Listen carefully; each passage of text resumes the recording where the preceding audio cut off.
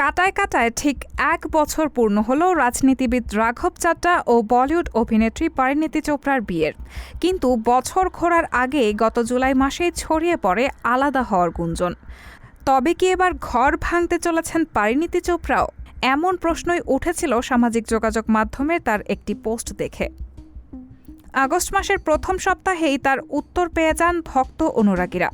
গত ৭ আগস্ট সামাজিক যোগাযোগ মাধ্যমে পরিণীতি জানিয়েছেন তার সঙ্গে এ মুহূর্তে দূরত্ব রয়েছে স্বামীর।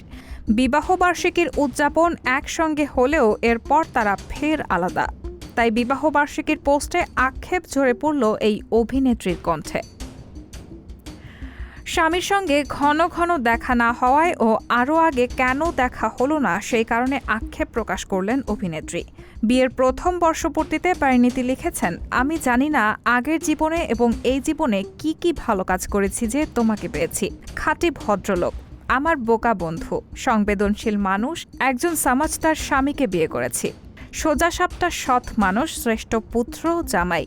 তিনি বলেন, দেশের প্রতি তোমার নিষ্ঠা ও দায়বদ্ধতা আমাকে অনুপ্রাণিত করে। আমি তোমাকে বড্ড ভালোবাসি।